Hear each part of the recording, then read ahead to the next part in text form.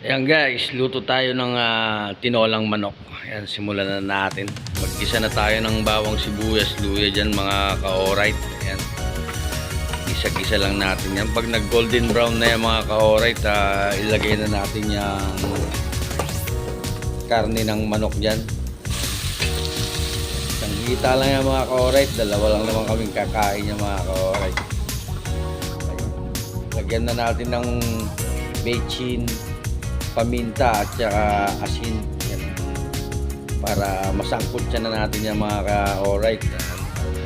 Pagkalagay na natin yan ng asin mga ka-alright, hayaan lang natin siyang sangkotsahin natin yan. Hayaan lang natin siyang matuyuan, mantika. Yan. Simpleng-simple lang yan lutuin mga ka-alright. Ayan. Tinolang kwan lang yan. Simpleng-simple. Sangkotsahin natin yung mga ka-alright yan.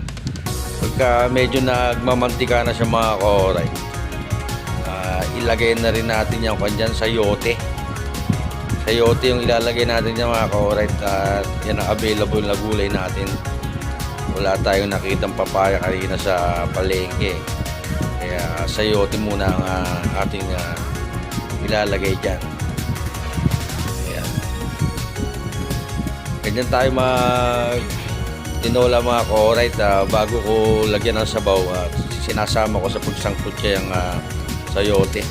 Yan, nilagyan ko rin ng pampagana yan mga ka-alright ng sili. Ang purpose ko naman yung mga ka-alright, sa sinasangkot siya ko yung sayote para kumapit din yung ricado sa kanya, sa kaloob-looban ng ating gulay. Yan. Lagyan na rin natin ng 3 cups of water yan mga ka-alright. Oscar kilo na yan. Hayaan na lang natin kumulo yan at lumambot yung ating karning manok. Ayan.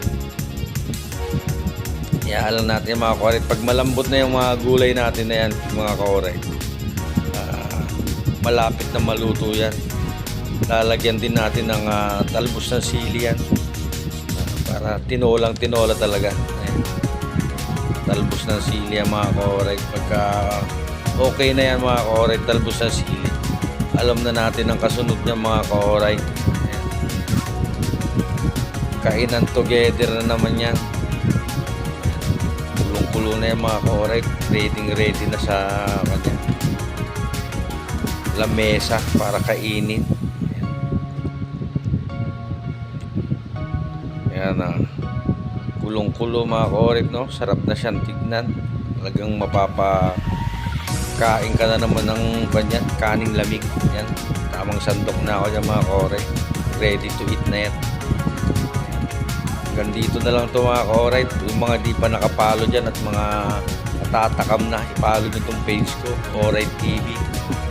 Subscribe na rin sa YouTube channel, Alright TV. Kain na tayo mga ka-alright.